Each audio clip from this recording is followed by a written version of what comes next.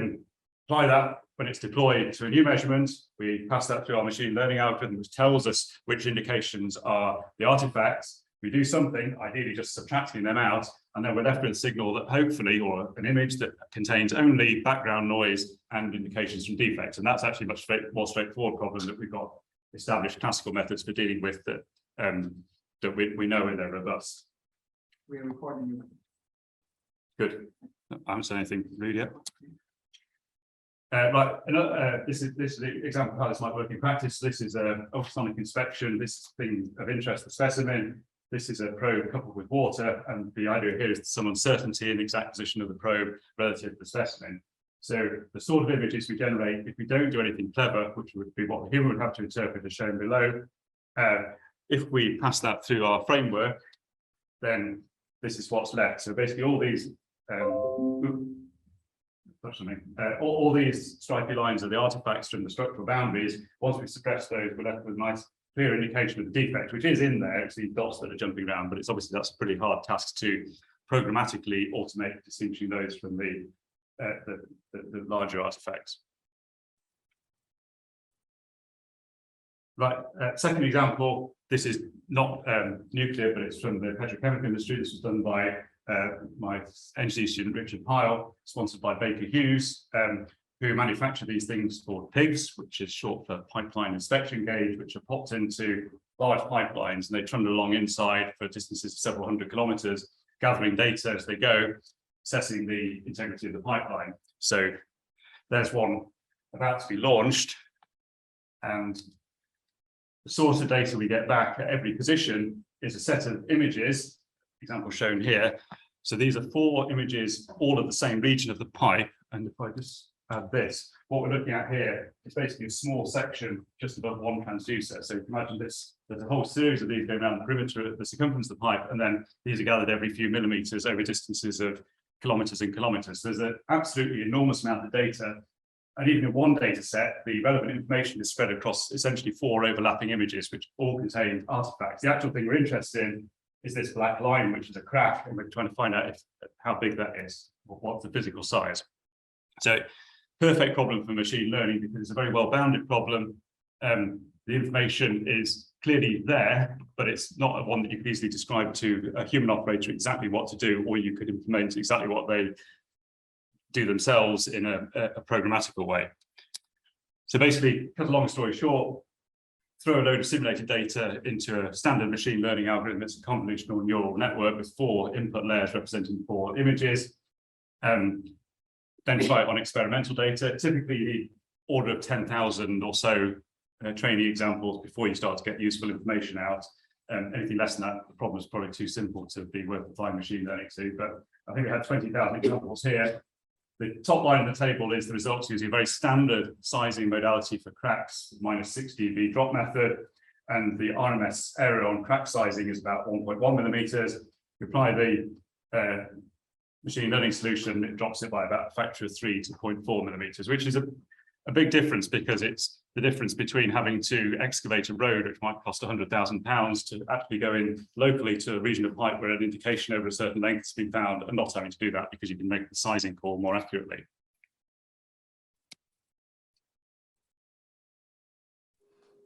And sorry to interrupt, but could you please conclude, because we need to. Penultimate slide.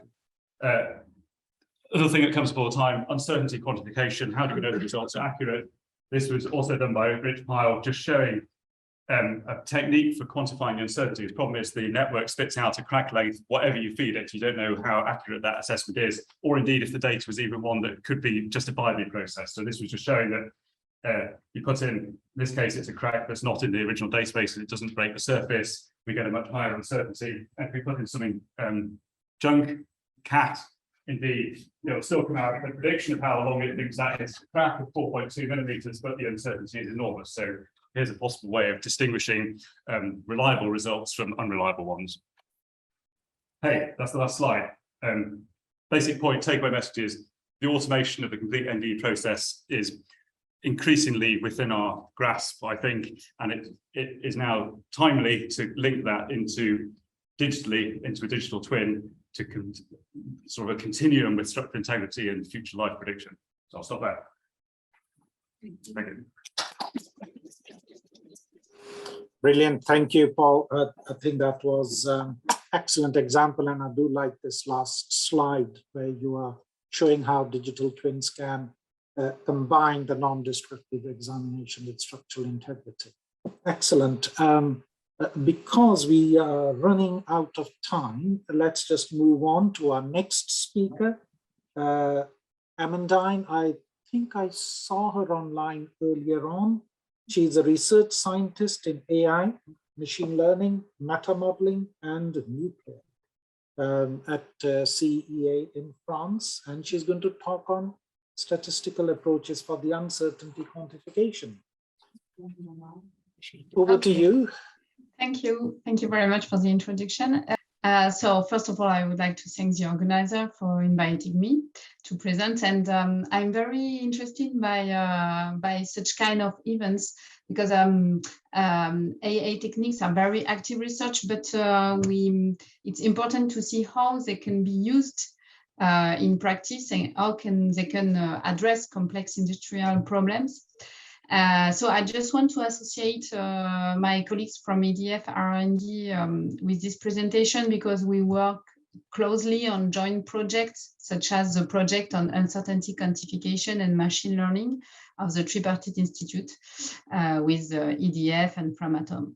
So as it was mentioned in the introduction, I'm a research engineer in applied mathematics, and my research work deals mainly with advanced statistical techniques and machine learning to address the treatment of uncertainty in numerical simulation.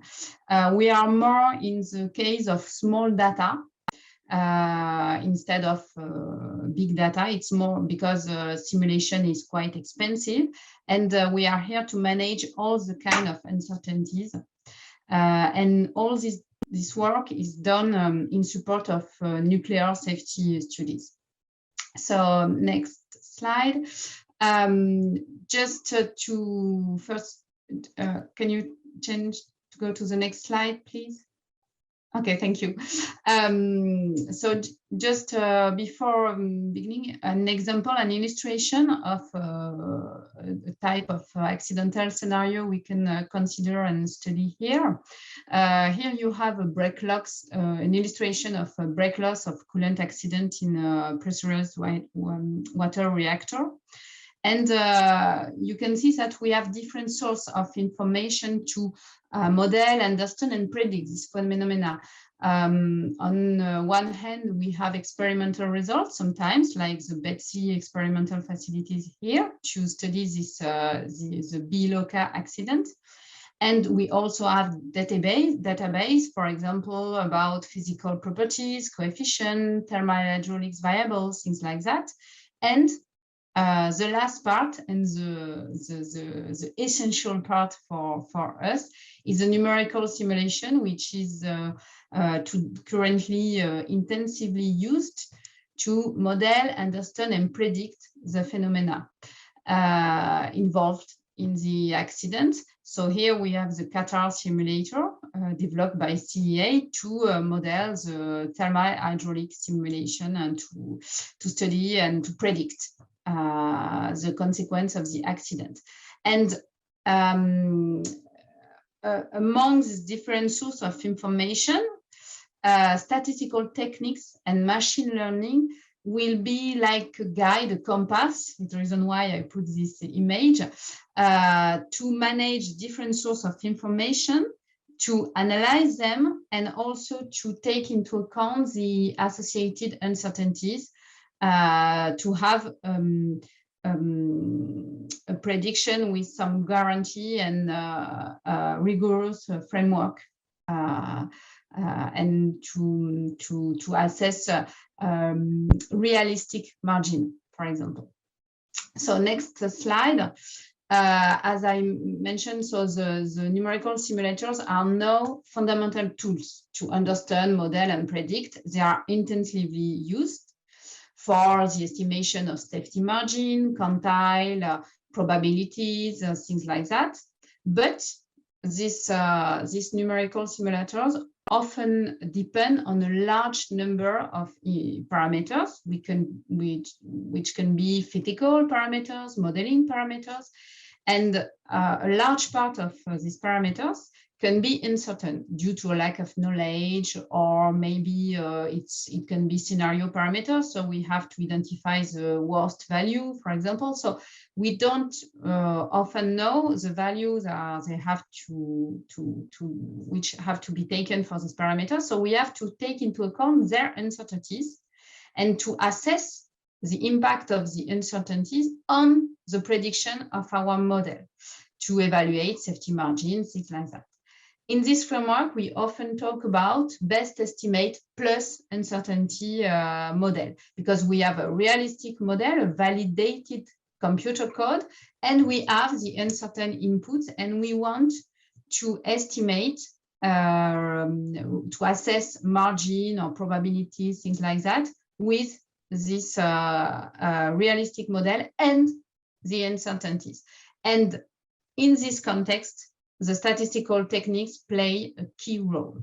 So next slide. So how are we going to deal with the uncertainties in numerical simulation? In our work, in our research group, we mainly consider a probabilistic framework. So the uncertain input will be considered as random variable, and we will use Monte Carlo-based approaches to randomly sample these inputs. And we compute the simulation with a computer code, and then we use data science techniques. So from artificial intelligence technique like machine learning to analyze the results of the simulation. So based on numerical simulation with our computer code, we apply data-driven methods. Why? To propagate the uncertainty of the inputs, to assess their impact on the simulator prediction, maybe to estimate probabilities of failure, quantile, safety margins, things like that, maybe to identify the most influential uncertain inputs. And in this case, we talk about sensitivity analysis study. We also can be interested in calibrating some modeling parameters. So we are going to reduce their uncertainty with respect to experimental results to be more faithful to the value observed. We also want maybe sometimes to validate the numerical simulator, so also with respect to experimental results often. And sometimes we can also want to identify optimal configuration, or it's the same thing, it's equivalent, the worst configuration, for example. So in this last case, it's more an inverse problem in a mathematical language. Next slide. So here I'm chose to show you the usual common diagram, which illustrates the articulation of these different objectives that we can have around a numerical model in the center. So you have the different steps of the uncertainty treatment with the quantification of uncertainty sources, and then the propagation when you want to transport the probability distribution as input to the output of your numerical model. And on the other part, sometimes you want to perform a sensitivity analysis, so you want to identify the main influential sources. You also have the calibration and validation part, which is referred here as step B prime. Then next slide. So as I said previously, to do this, we use the Monte Carlo-based approaches. Sometimes quasi Monte Carlo, but often is Monte Carlo approaches. And so we have to perform a lot of simulations with our numerical model by randomly sample the inputs, the uncertain inputs. And then we have the corresponding outputs. Here you have some thermal hydraulic transients, which are represented for the IB Loca accident. But in the case of costly simulator, the number of available simulation can be significantly reduced and limited. Maybe, for just to give you an example, for a study of IB local accident at reactor scale, we had around 100 uncertain parameters, and we could only do 1,000 simulation, which is quite low to explore such large domain. So, and we cannot estimate accurately a probability, high or low probability, or maybe identifying the critical configuration just with 1,000 simulations. So to face this limitation, we will use machine learning techniques and more specifically metamodeling techniques. So next slide.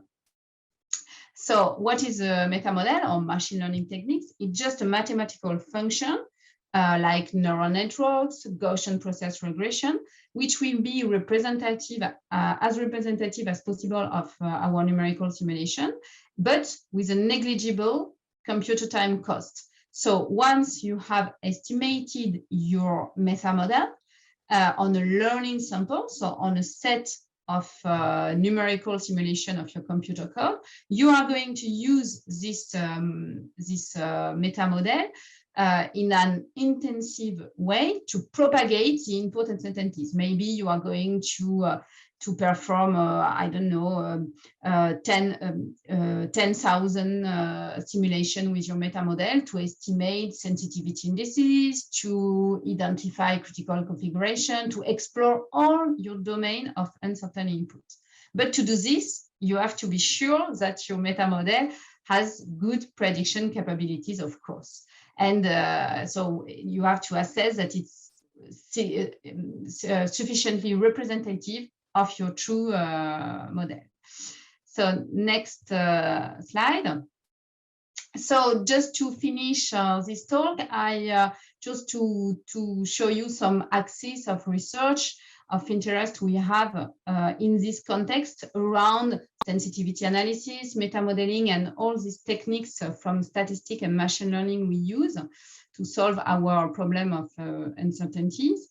So concerning the model exploration, we are very interested in numerical design of experiments. So how we will choose the simulation in the domain of uncertain inputs. And the biggest challenge is to face with the curse of dimensionality and to have space filling design able to deal with a very large number of inputs, 100, for example, and how also can we adapt to functional, temporal, or spatial inputs. Also adaptive sequential design of experiments are of great interest for us. Then concerning sensitivity analysis, which is one of my field of research, we try to have the most advanced and robust screening techniques to identify with the most limited budget of simulations the main influential inputs and to reduce our problem. So here we have some challenges around sensitivity analysis, and I really think that we can have a great benefit from sensitivity analysis technique, and especially in support of machine learning and metamodeling. So it's a good way to reduce the dimension of the input and to build more accurate metamodel, and especially in large dimension and with a small number of simulations. And the last part will be around the validation and calibration. Bayesian approach are now widely used, but again, it's interesting to reduce the number of parameters to be calibrated to use more relevantly the available information. The definition also of relevant metrics for validation, so for comparison between simulation and experiments, is also of great interest and is also necessary for VVQE, validation, verification, and uncertainty quantification treatment. So I just mentioned some references of recent work on the next slide of our research group. And so I will be available for question. In 10 minutes, it was not possible to go into technical details, so it was more, I chose to show you a panorama of the theme and some ongoing research topics derived from AI techniques we use to solve to our problems of uncertainty propagations. Thank you. Thank you for that presentation. We really don't have time for questions. I did want to ask you about the adaptive Bayesian models, but we can maybe talk some other time. But it's an interesting approach to combine probabilistic models with AI models. Let's just move on to our third speaker, very important, from our regulator, ONR, David Smatham. He's Head of Innovation from Office for Nuclear Regulation. And he's going to tell us about ONR's new innovation hub and the regulation of AI in the nuclear sector. Thank you for the invitation. It's great to be able to talk to you about two things. One of them, what we're doing on innovation in the Office of Nuclear Regulation, which is where I work as an inspector, but also head of innovation. And secondly, which is probably more relevant to you, what we've been doing on artificial intelligence with industry colleagues. So firstly, what we're doing, why are ONR all of a sudden interested in innovation? Well, there's been a few drivers from government, really. So there's a white paper on the regulation of the fourth industrial revolution, everything digital, and that pointed towards a need for regulators to support innovation. So you can see the relevance of that. But there's also the nuclear sector deal, which also pushed regulators to be more adopting of innovation to try and reduce cost and uncertainty associated with the deployment of nuclear in the UK. More recently, we've had the 10-point plan from Boris Johnson, followed by the Energy White Paper. They both came out in 2020. They also put a focus on the nuclear sector responding to net zero targets, and also more recently the energy security issues that we've got globally, and the role of the regulator in enabling that positive response to that. So the definition that we're using to define our work on innovation is that innovation is the implementation of new ideas that generate value. And I thought it'd be worth sort of decomposing that a little bit. By innovation, we don't mean invention. We more need satisfying some sort of stakeholder need that's out there. By new, often stuff that happens in terms of innovation isn't truly new. It's about stealing with pride from other work that's gone on, other sectors, and how they've responded. And it has to generate value. Otherwise, why are we doing it? So whatever work we do in innovation has to generate that value. There's effectively two areas of work that I'm doing. One of them is trying to promote or develop our capability of innovating as a regulator. So very internally focused within ONR to help us be more accepting of innovative and novel ideas in the nuclear sector. And the second part, which I think you're probably more interested in, is how we're going to help the industry in how we're going to enable them to implement innovative ideas in the future. And to do that, we've developed 3 products that we're trialing this year. The first one is an expert panel.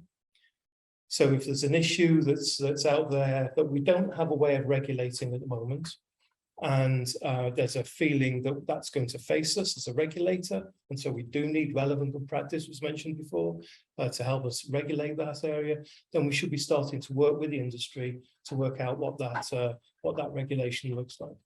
And we started working. The second part of my talk is about an expert panel that we've convened on artificial intelligence to help inform that regulatory view. The second area of product we're offering is an advisory function. So if an innovator wants to innovate in the nuclear sector and they don't know, they've never done it before, then we can provide advice on what regulation of that might look like and what our expectations are around that technology or process. And we've just recently had an example of that where we're engaged with Sellafield Limited on use of blockchain. The third one is a regulatory sandbox. So if the industry are good to go with some sort of work, some sort of novel approach, and we don't have a regulatory way of dealing with that, then we'll work collaboratively. So my way of expressing this, if the industry is playing with something, let us play too. So, you know, they're thinking about how they're going to sandbox or how they're going to develop a way of doing something. Let us play with the regulation in a safe space at the same time so that we can learn at the same time. So they're the three products. It's open to licensees, duty holders and requesting parties. So it's not open to everybody, but, you know, everyone who's basically got a charging agreement with us is able to engage with this. But we also recognize that there's a lot of innovation that happens in the supply chain, excuse me. So if a licensee has the, you know, if an innovator in the supply chain has the support of a licensee, then we can also engage around that as well. And that's what's happened with the recent advice on blockchain. So that's what we're doing on innovation. You know, it's a positive call for it. We've hopefully, you recognize that we've responded in a positive way to do that. We're trialing it this year, hopefully go live more broadly at the beginning of 2023. So I wanted to spend the next 5 minutes, hopefully it is about 5 minutes, on what we did on expert panels on artificial intelligence. So one of the early low-hanging fruit for me was that when you look at what challenges we might face in the future as a regulator, artificial intelligence is one of those areas where there isn't a way of regulating, and it was mentioned by our colleague just before, but there's no way of regulating it in any sector. So how would we regulate it when it came to us in the future? So we convened an expert panel. Some of them are noticeable online today, so if they want to give any input into this, then they're more than welcome. And the aim of that was to establish a roadmap for how we can effectively enable the regulation of AI in nuclear in the future. A few outcomes of it. There is some words going up on the ONL website about this when we get the innovation webpage sorted out in the next couple of weeks. But just to give you a précis of what we discussed. In general, we recognise there were opportunities to deploy artificial intelligence as well as the challenges. We have the tendency in the nuclear sector to focus on challenges, but there are plenty of opportunities there for the use of artificial intelligence. And those challenges that we face aren't unique to the nuclear sector. They're the same challenges that you might have in healthcare or finance or anything like that. So, you know, there's no reason why we should be thinking this is a problem, particularly for the nuclear sector. However, in the nuclear sector, we have a tendency to be slow on the uptake of innovation. You know, we're often in nuclear sector take a cautious approach to things for good reasons in some cases, but not everywhere. Not everywhere needs that nuclear premium. So there are certainly some applications of AI which, you know, you can just crack on with. You don't need a regulatory view on them. There was also an interesting observation that AI could result in a greater understanding of the system performance because its ability to interrogate it, and that could in turn drive additional regulatory expectations. So from the regulator, we've got to make sure that we remain being proportionate and that we're not in the face of that interesting increased intelligence, that we're not being overly conservative around that. We thought there were three broad opportunities for the deployment of artificial intelligence. Firstly, as an advisory applications, so assisting in inspections, modeling, and asset design. Then secondly, there was the supervisory applications, so analysis of data, operational efficiency and operational optimization. And finally, the control applications, so more around autonomy. I think, you know, when you talk about the challenges with AI, you know, people automatically go to that autonomy. What if the artificial intelligence is starting to make artificial stupidity decisions? You know, how are you going to address that? So you know, let's not just go to that hardest thing first. There are plenty of opportunities to use this technology, and we can all learn together on its applications. There were 4 or 5 themes that came out as well, where we're looking to do some more work. Firstly, some principles around the development of AI systems to make them as good as possible. Secondly, how would we improve artificial intelligence systems? Thirdly, how can we gain confidence in the performance of an artificial intelligence system? Fourthly, how do we deal with failure of artificial intelligence? How do we recognize it? What we do if artificial intelligence does fail? And fifthly, how do we make sure we've got access to the right skills and experience on the application of artificial intelligence in nuclear?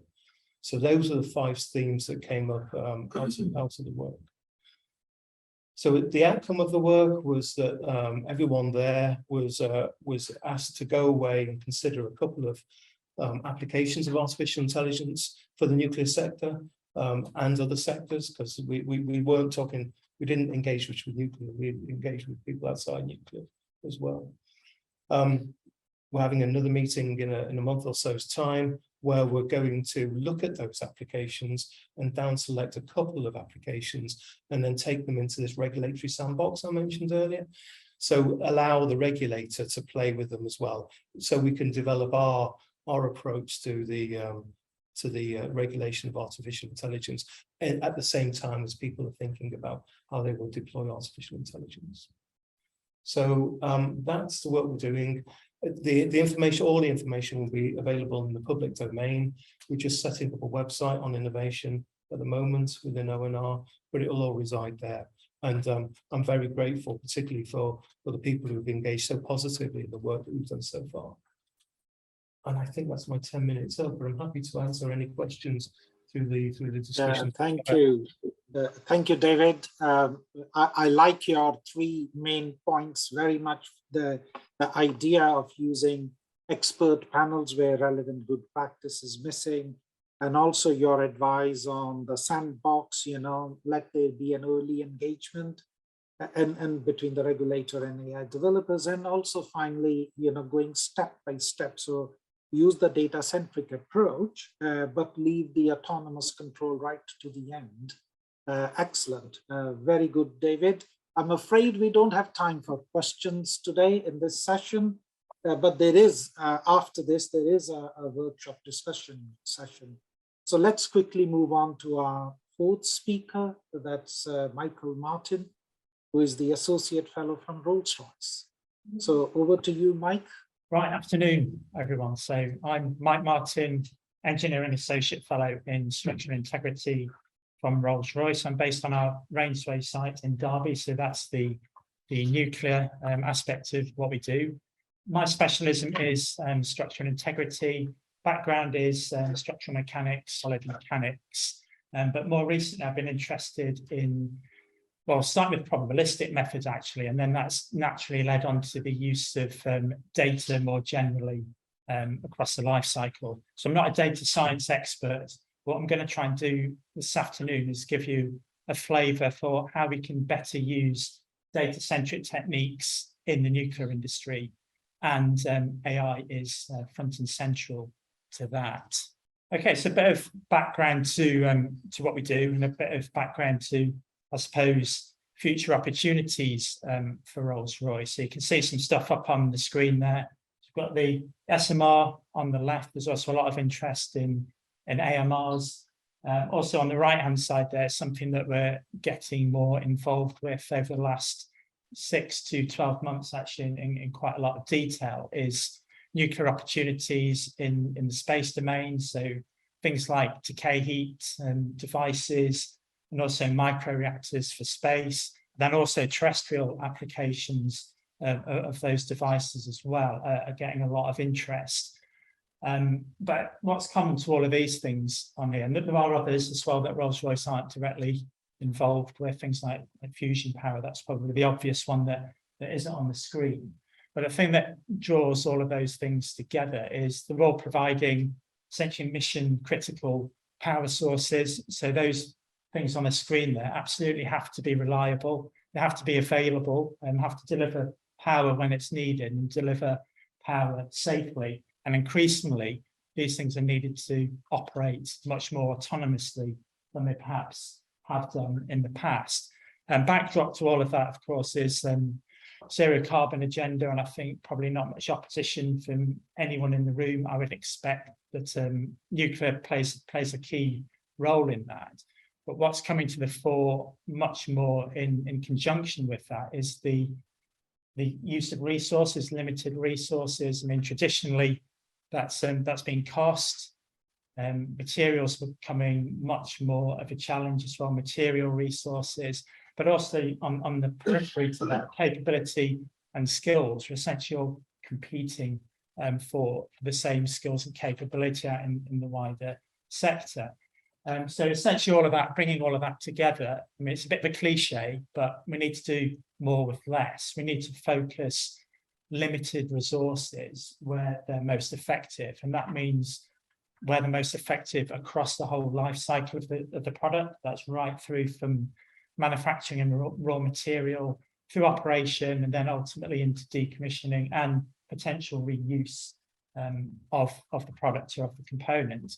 So that is absolutely, the proposal is, that's where data-centric engineering comes to the fore. And AI, machine learning, data science techniques are a key enabler within that overall data-centric approach. So this is the infamous wheel diagram that I think a few of you have probably seen before. And this is bringing the whole data-centric piece together in one diagram. So around the edge of that, you can see there, maybe a bit difficult to see on the screen. You can all read this in more detail in slower time, but we have the traditional product life cycle running around the outside there. So food and design, manufacture, operation, maintenance, and decommissioning. And all of those life cycle aspects are data sources of some kind. But the end goal of this kind of links back to what I was saying a minute ago, is shown in the middle there. So we have to be able to demonstrate reliable, safe, efficient use or application of our product. So the challenge is, how do we get from each of those data sources to that bit in the middle? And from my perspective as a structural integrity practitioner, the bit in the middle is generally around how do we understand the life of the components? So, for example, what is the fatigue life? What is the fatigue maintenance schedule? And what is the uncertainty associated with that? What is the risk of operating the plant, say, for a longer period than it was originally designed for? So I'm starting to talk there in the language of risk, because that's kind of how we end up making the justification for our products and operating them in service. But language of risk is kind of naturally associated with language of probabilistics. The probabilistic methods and uncertainty quantification, as we've already heard earlier today, are absolutely key to enabling this. I mean, arguably everything that we've been doing in the past has been data focused. I think the key difference here in the data-centric approach is that data from each of those life cycle sources is used in a consistent and holistic way. So the worth of data, say, from design and manufacturing, can be easily compared to the worth of the information that we, say, get from in-service inspection techniques. So we need a technique of bringing all of that together.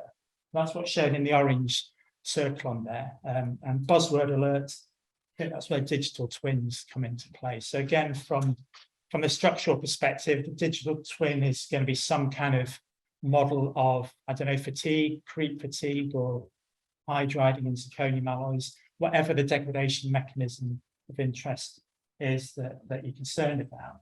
But that digital twin there needs to be able to handle all of those data sources from the different life cycle stages. So it's updated from manufacturer. So manufacturer may get metrology information, we may get some kind of NDE information from the shop floor. That's fed into the twin to give us an as manufactured state of the component.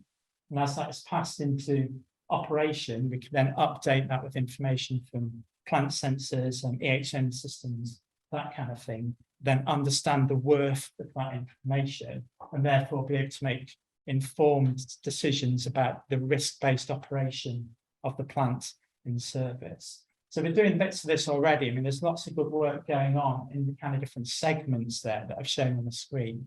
But I'd argue that there hasn't been a demonstration of the through life application of this. So from my perspective, what I'm particularly keen to see is demonstrations through from the outside of that wheel to the inside, the different areas, and then showing how that can be done consistently through the life cycle. A couple of slides to finish with here. So this first one is bringing some details to play, perhaps of ideas that we can further develop for the demonstrators. So this one's focusing on the operational maintenance side of the life cycle. So looking at what we can do with data from in-service inspection and kind of SHM systems, plant sensors. So on the right-hand side there, you've got a graph of crack growth versus operational time, and the black lines there are obtained from some kind of Monte Carlo sampling of crack growth versus time. So they're bounds to the various samples, the trials that have come from Monte Carlo analysis. So the black lines are the initial view at start of life, at the design phase, at time equals 0. And then, for example, at 2000 cycles there, we've done an in-service inspection and found no indications of cracks. So what that's actually telling us is that that original probability space of crack trajectories, a load of those haven't actually happened. We haven't observed those. That means the probability space moving forward can be collapsed. So we can keep doing that sequentially with more inspections, and we can also start to think about not just individual products, but actually a fleet of products, and use all of that information together in a holistic fleet sense. So a lot more that we can be doing with that kind of technique. It's standard practice in some other industries, probably not so much in nuclear. So it'd be really good to see some sound demonstrators of that in the nuclear context. Final slide here, and this is similar again, looking at the manufacturing side of the product life cycle. So NDE, lots more we can do with NDE techniques, and the example shown on the screen there is something we've been working on with Imperial College. It's an ultrasonic technique for deducing what the microstructural texture is, and that can be done rapidly in situ. Now, traditional methods of doing that, using X-ray, electron backscatter, diffraction, that kind of thing, time-consuming and destructive. But this method can give a effectively rapid measurement of texture in the product line, in situ on the shop floor. So a very powerful thing to be able to do, and that can feed directly into part of the mechanistic model, the digital twin of degradation that I mentioned earlier. But also a key point from this, it shows that we can use NDE differently, actually, because NDE in the nuclear context is traditionally done in alignment with codes and standards, quality procedures, that kind of thing, to demonstrate that in a kind of go or no-go sense, do we have a critical defect or not? And most of the information is thrown away. But actually here, we can get more information and use that to our advantage. So it puts a bit of a different focus on NDE and also metrology, i.e. we can use those systems to generate data rather than just as gatekeeper type sources. So those are a couple of examples of where I think we can be doing more. And the data-centric approach enables us to balance that NDE data with, for example, the ISI data that I showed you on the previous slide. So I think just finish again with wheel there, because there's a couple of points just from previous presentations I wanted to bring out. David, I think you mentioned supply chain. Supply chain is absolutely critical here, because a whole host of the components are actually made down in the supply chain. So how do we track information and data through from the supply chain to our product, then into service? There's a lot of challenges associated with how we do that. So some good opportunities there, I think. And also regulatory requirements. Absolutely lots of regulatory opportunities for working more closely. I think we've had good experience recently on pushing probabilistic methods forward, and had some good engagement with the regulatory side of things there. I think the general use of data though, and service data, reliability of service data, how do we know what's good data, what isn't? I see that as being an area we need to have some rapid engagement with the regulator on, actually. So I think I'll leave it there. Hopefully that provides you a bit of context as to where we're coming from from a Rolls-Royce perspective and some of the opportunities that we have. Thank you. Thank you. Thank you, Mike. I wish I could give you more time because this is such an interesting topic. Several people had asked the question as to when you're designing something new, there are no codes and standards, and how can AI help? And I wish I had this picked slide of yours to show to them to say there is a data-centric approach. You can learn from previous data in order to work out your new codes and standard equation. Thank you so much.